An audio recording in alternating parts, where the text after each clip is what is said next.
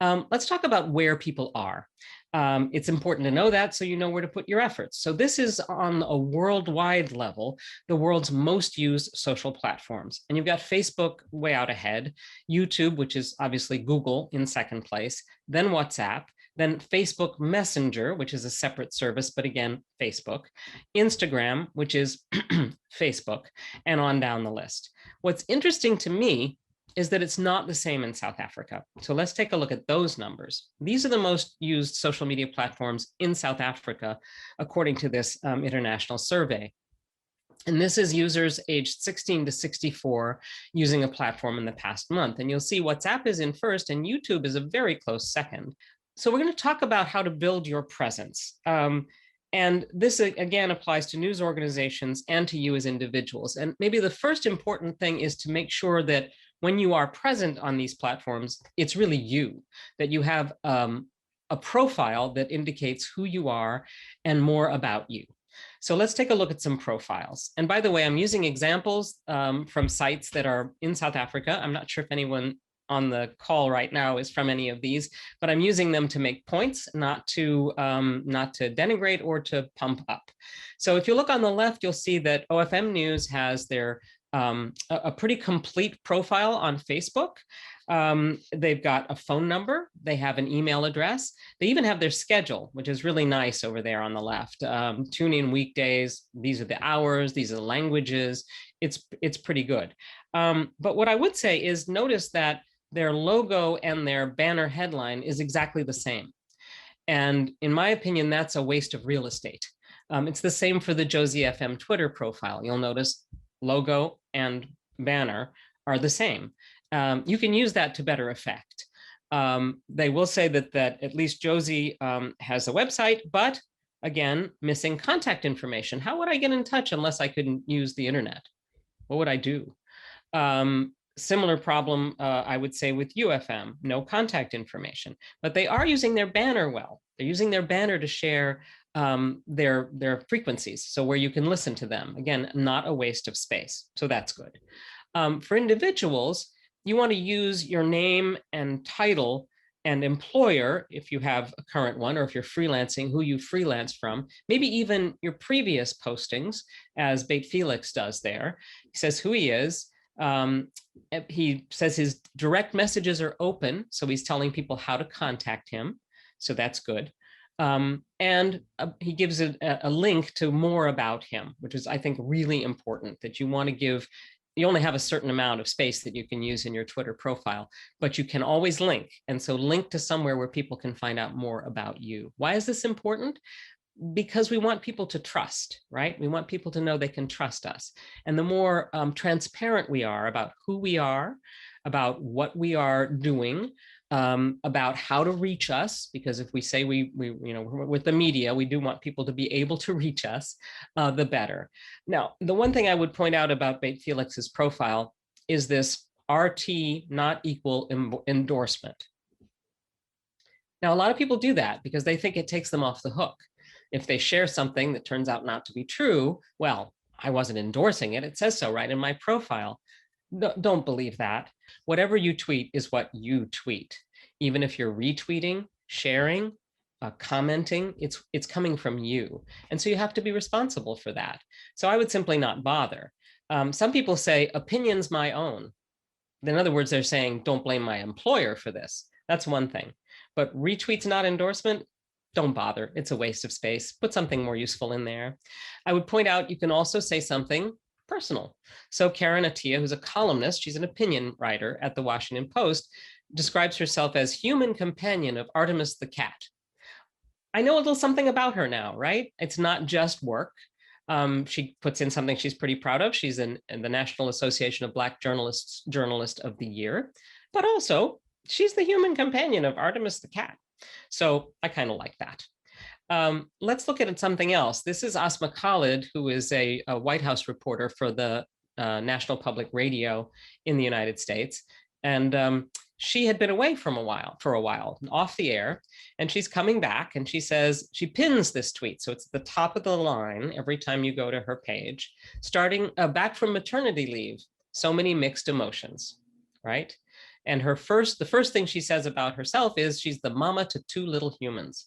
Now she covers the White House for NPR. She's a pretty big deal, but she's telling you what her priorities are. She's mama to two little humans, okay? And also she says, here's my email address. She says it twice. It's in her bio, it's in her profile, and it's again in that tweet that's pinned. Send your tips, ideas, praise, hate. Boy, she's pretty open, right?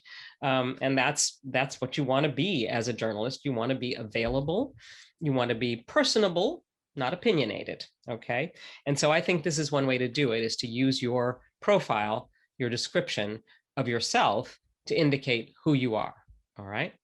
Let's talk about Instagram. Now, Instagram is a place where not all newsrooms are present on Instagram. I think there's a feeling that you need to be because so many people are there as individuals. But a lot of newsrooms say, well, we don't have the content to put on Instagram. Let's say we're a radio station, for example. We don't have photographers. We're not out there generating a lot of great images. And Instagram is all about gorgeous images, right? They want to be arresting, engaging. You know this if you scroll through your own Instagram feed. What's going to stop you? Something that really captures your attention. So this is just one example of a station that said, you know what? Even though we're a television station, we still aren't taking a lot of great still photographs, which is probably what we want to put on Instagram. So you'll notice their description of themselves is they are sharing the best of the great photographers in their state, and sometimes news. So all of these images actually are reshares from great photographers who are based in their state. So the photographers get exposure because they've got 91,000 followers. And Channel 4 gets people to visit. They do include news as they go along, but a lot of what they do is these amazing photographs. So that's one thing to think about. There are several similar threads like this that are just essentially takeovers, where you say, look, we have an account, but we'd love for you to add to it. And that can get you a lot of traffic and a lot of goodwill without a huge investment. So that's just something to think about. It's really important to promote your accounts. No one's going to follow you, remember you, think of you, come to you, unless your name gets out there, unless your account is out there. So make sure if you're an individual working for a news organization, that your news organization is promoting you. And here are a couple of examples, all right? So the New York Times here on the left is retweeting one of its writers, okay? El País, just below it, is retweeting one of its reporters. Now, that reporter, Miguel, happens to have 900 followers. But El País, the biggest newspaper in Spain, has 8 million followers. So don't you know that people are going to see that and go, huh, this guy Esquinanquia, he is covering things that I'm interested in. Maybe I should follow him too. And that will help him build his followers, all right? Similarly, at SABC, the SABC News has 2 million followers. Griselda has about 150,000, which is nothing to shake a stick at, but she's going to get more attention when SABC retweets her. They're retweeting all of their correspondence. So this becomes routine. You also want to add value. That is, don't just be the person who says, here's my story today. Here's my story today. I worked on this story today, right? I mean, that'd be like being at a dinner party and the person next to you would only talk about what they did that day. It's a little boring, right? And a little self-centered. So add value. This tweet is from the Washington Post's food critic, and he's retweeting the obituary of a well-known TV journalist who just died earlier this year. And instead of saying, you know, Roger Mudd died, he says, years ago, I got a restaurant question from a Roger Mudd, and I had to ask, are you the Roger Mudd? And he replied, well, I used to be the Roger Mudd. Now I'm just hungry. So I think I got something out of that about Tom, the restaurant critic, but also about Roger, the newsman. So don't just retweet, but quote tweet. That is, when you have a choice on Twitter, when you click the little sort of round squared off arrow thing to retweet, you can choose quote tweet, which means you're going to add information. You're going to add value to that. All right. Organize your Twitter feed. I don't know if you're aware of this, but if you're on a phone, Twitter will always tell you what it thinks you're interested first. You can change that so that you can see the most recent thing first, which I always do, which is the star at the top right on mobile. If you click that, then you can change what they're showing you. I mean, Twitter may be smart. It may know what you're interested in, but often I find that it'll tell me something I'm interested in that I already know because I heard about it somewhere, read about it somewhere earlier. So I, really want to see what's new. Check your mentions. So that's anyone who has mentioned you with your @ and your name. Make sure that you're being responsive if people are trying to get through to you, right? By the way, if they're being mean and spamming you, you can also block them from appearing, and you can set other filters to control the section of your mentions. If you can, try to get verified. You see the check mark there in the blue from both Sietsema and the Washington Post. That means they are verified users. That tends to make them appear more credible in a Twitter feed. And as of May of this year, Twitter said it was rolling this out to everyone. It should be in settings if you have it. It's a fairly easy and straightforward application, especially if you work for a news organization. So I commend it to you. Let's talk about expanding your reach.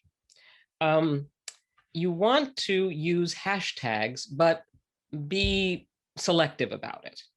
Your post should not be covered in blue. But the reason you want to, and as you see here, Mahikeng FM has hashtag future beats, which is something that perhaps they have started. And they're going to use it routinely when they tweet about that. The number of hashtags versus the average engagement, you see this down at the right. The average engagement per post drops off after 2, but 1 or 2 are really good because engagement means either people are commenting or retweeting or sharing or whatever. That's what you want. That's the whole point of being on social media. It's social for a reason. It's social because it's shared. So you want that. Also, you notice that they have tagged someone. So the @Leleti is a mention. And be sure to do that when you're tweeting about someone. There's no point in just dropping their name in without making sure that the people who follow that person may also see it, and that the person you're tweeting about may see it, right? So the more followers that person has, the better for you.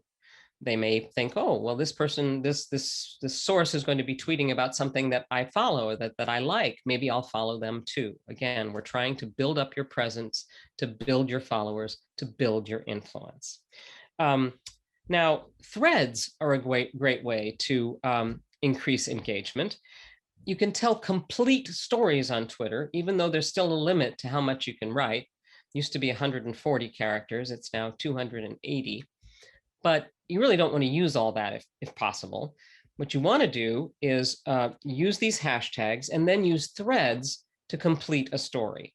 And I'll show you an example here. So Power 987 was covering a briefing a couple of weeks ago. Yeah, a couple of weeks ago.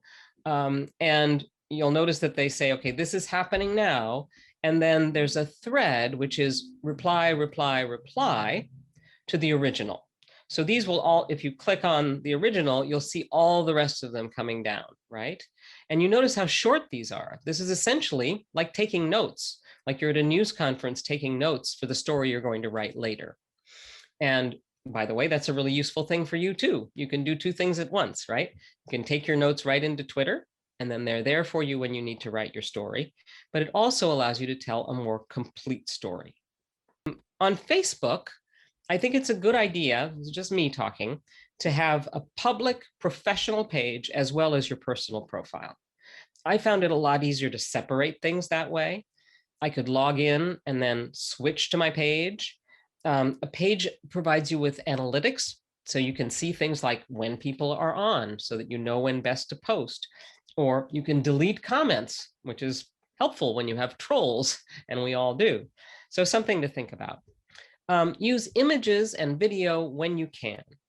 And big images really work well. So you'll notice that you want the image over here is really good. It's big from Reuters, gets your attention. It's captivating. This was the young woman who, I should say girl, she's a girl, who won the National Spelling Bee. Below that, City Press has 2 really big images. showing the flag bearers. That's really great. The Bloemfontein current, on the other hand, has these small images, which don't really grab the same amount of attention, do they? You can kind of see that. And so think about what size image you're using and how you're tweeting. Think about aspect ratio. I know it sounds something like, why do I have to worry about that? But you do if people are using you on desktop. So you notice this picture on the left there looks perfectly fine on mobile, but look what happens on desktop.